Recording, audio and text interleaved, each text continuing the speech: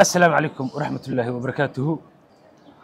هذا ماشان أن كسرنا هاي لو تقول لك لو يدينا مقعد. وعليكم السلام. مقعيق عبد الناصر علي حسن dadka waxay ii yaqaanaan Fiji qoslay sheekay baariyo dheer ee macquul same كات. waxa ku sugannahay سيدا أنا لا قرب أنا ماشان hadda waxa ku sugannahay Oslo Greenland magaaladii Soomaalida ee Greenland حافظنا أن كسرنا هاي waxay ku talaa caasimada dalka Norway ee Oslo. absolutely Greenland baa la dhahdaa intii inoo maqashay. Greenland bal qof kaan garanayn sharaxaad uga bixi. meel walba oo maxaa la dhahaa caasimada ama wadan walba Europe tusaale ahaan London haddaad tagtid meel Soomaali uga badan tahay jirto Stockholm haddaad tagtid Rinkeby meel Soomaali uga badan tahay jirto ama ajaanibta Greenland waxa waaye meesha ugu Soomaali badan markii loo fiiriyo ama deegaan aan Soomaalida ay u badan yihiin Oslo Soomaalida caasimada Norway degan Oslo ya waxyaabaha ugu badan ee ka shaqeeyaan saddexda shaqo ee ugu sarreeya ay qabtaan bal hadda dadka la wadaag والله Soomaalida Norway shaqooyin sarsare ee qabtaan way jiraan shaqo horta mar walba shaqo waxa mushaarka muhiim ah laakiin shaqooyinka ugu badan ee Soomaalida ka shaqeyso waxa waa taxi iyo bus meesha mistaxad ku dar iyo siikiyam maxaa lagu yani isbitaal in laga shaqeeyo kalkaalisa hadii la yahay qof caawiye ah oo kalkaalisada caawiso kale ama dadka waayeelada xanaaneyso muddooyinkii u dambeysay Facebook iyo Snapchat-ka update ma ka tahorta neehow aniga nin shaqo u kaca ah orday koodhe Waay. laakiin wax yar way soo gaagaareen bal hadda nala wadaag oo waxa leedahay waxbay soo gaargaaray iminka maanta horta Facebook ama media habeenna kala reebin marba waxbay dadku buunbuuniyaan ay wadaan ha waddankan Norway caasimadiisa Oslo isbuucii la soo dhaafay waxa weeye indhaha caalamka aad bay soo eegayaan ama Soomaalidu waliba especially waa sax waxyaabaha maxaad ka ogtaado neehow horta maalmahan waxaa aad loo hadalhayay arrinkii Omar wiil fanaana oo soo booqday Canada ka imaaday Norway soo booqday oo wax yar yani social media iskeena asagoo hadlaya barnaamijkiisa aad loo hadalhayay wax xoga ma ka haysa horta neehow horta fiidiyoyaal badanna waa arkay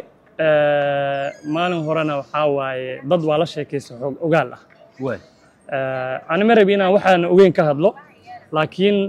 وحي وبدن تهي سيدا أنا أقرأ كرنا ضد قف كعقلي سليم كأمركو أركو قف ماركتي قابكو وهذلايو وحبوس صورنا ومارنا أنا جو حن ليه لها عذرات جرو سومالي كليهن ولا سحر قف كان مجنية هايو لكن سيكولوجي أهان منتالتي قف كوحير غير كرام cudurro badan ayaa jiro oo Soomaalida markii laga hadlaayana ee dhahan waali ma aha tii dharka la dhiganayo Soomaali u yaqaanin kaliya ama hadda maanta hadduu qof xanuun yar u soo gaaro oo xanuun maskaxiyan ah waxa loo tagaa psychology Soomaali psychology wuxuu ku dhahayaa qof waalan psychology u tago laakiin sax maaha dad badan oo wacyigelin u baahan jiro barnaamijka Omar ana waxa ku soo koobi lahaa inuu yar xanuunsan yahay caawinaad u baahan oo aan la buubuunino wax weyn laga dhigin Norway ahaan arrinkan ma u kacdeen oo wax dhaqdhaqaaq oo bal xog noocaas aad hayso wallahi horta Norway ninkaas waxa keenay jaariyada Oslo jaariyadiina habeenkii waaba la joogeen wiilashii waatay u imaadeen hadda ka wareysid sax booliiska wadanka gacanta ku haya oo xaaladiisa si toos ah maantay looga warhaya wuxuuna u baahnaa hurdo inta badan qofka markuu dhafarka badiyo horto waxyaabaha ugu culus oo markaas qofka hadduu xanuun hore u hayay iyo hadduusan u hayninba dhafar mar walba maskaxda uma fiicno marka dhafar badanaa jiray marka ay la wareegeen booliiskana hay'adaha caafimaadka ay ku sii wareejiyeen marka waa laga warhayaa kulley hadda maanta alxamdulillah gabagabadii xaaladiisa caafimaad horta si guud baad uga warrantay walow aad tiri aad ka cudur daarto tiri dee maartay xog ogaal aad boqolkiiba ma yihiin haddana dadka danaynaya maadaama aanu joogno meesha Omar Barber ku sugan yahay hadda oo wax dee la sheegi karo aanu inoo jiro hadda haddii macnaha adreesku ku sugan yahay dad badan oo jecel xogtiisa inay helaan baa jira dadka maxaa leedahay iyaga والله horta walaalkeena uu xanuunsan yahay ilaahay caafiya dhahaya dadka rabo inay xog raadiyaan waxa dhigi lahaa u soo duceeyaan xog la raadiyo horta macna badan ma soo kordhiso waxa muhiim qofka caafimaadkiisa marka aan hadda waxa aaminsanahay inuu gacan seef ku jiro maalmo kadibna warbixin buuxda aan heli doono caafimaadkiisa ku saabsan insha aniga ahaan horta boqolkiiba boqol meel hebel uu ku sugan yahay ma dhigi karo laakiin markii Norway waxaan aqaanaa in markii qofka caafimaad ahaan noocaas oo kale mentality laga dareemo institutionada jira la geeyo markaan waxa qiyaasayaa institutionada waxa maxaa la dhahaa jiro dad yani u gaara oo ilaaliyo qofkii caafimaadkiisa obfulin waxa la dhahaa u sameeyo inay qofkii tixraacaan oo ay caafimaadkiisa la socdaan muddo 3 maalin ama isbuuc sidii markaas loo qabto qofka marka waxaan rajeynayaa isbuucii 3 maalin waxay noqotay in loo qabto